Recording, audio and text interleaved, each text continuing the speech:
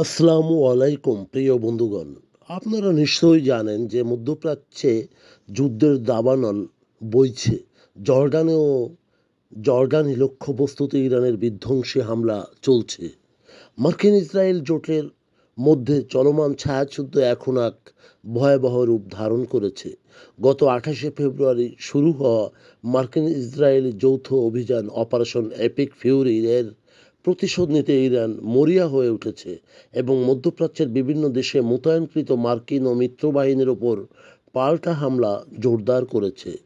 এর মধ্যে জর্ডানের সামরিক স্থাপনাগুলোতে ইরানের অন্যতম প্রধান লক্ষ্যবস্তুতে পরিণত হয়েছে।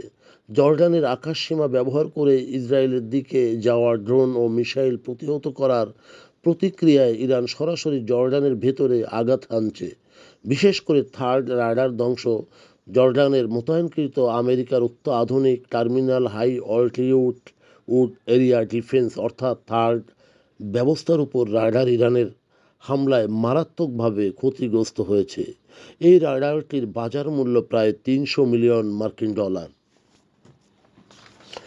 ১লা মার্চ পূর্ব জর্ডানে অবস্থিত জার্মান ফিল্ড ক্যাম্পে ইরানের ড্রোন ও ক্ষেপণাস্ত্র হামলা হয়।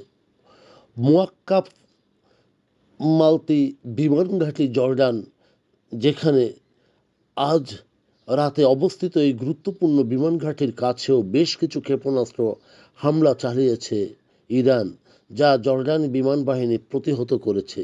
শুধু তাই নয়, সৌদি আরব থেকে জর্ডান থেকে মার্কিন কূটনীতিক প্রত্যাহার করা হয়েছে। ২রা মার্চ দূতাবাসের সকল কর্মীকে সেখান থেকে সরিয়ে নেওয়া হয়েছে, যা নিরাপত্তা ঝুঁকির জন্য এই পদক্ষেপ নেওয়া হয়েছে বলে শোনা যায়। জর্ডান সেনাবাহিনী মতে গত এক সপ্তাহে অন্তত ১১৯টি ড্রোন ও ক্ষেপণাস্ত্র ছুড়েছে ইরান।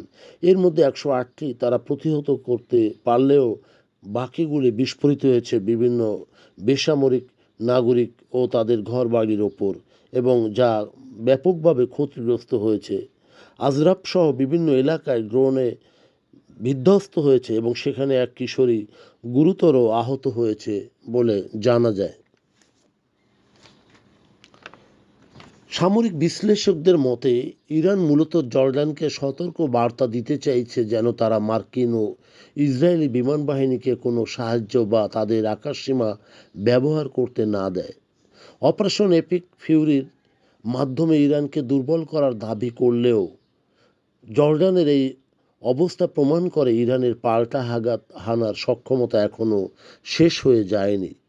প্রিয় বন্ধুগণ, যদি আমাদের এই তথ্য গল্প আপনার ভালো লাগে তাহলে লাইক এবং শেয়ার দিন, এবং আজ আমাদের সঙ্গে থাকার জন্যে ধন্যবাদ। আমাদের ফলো দিন এবং সাবস্ক্রাইব করুন।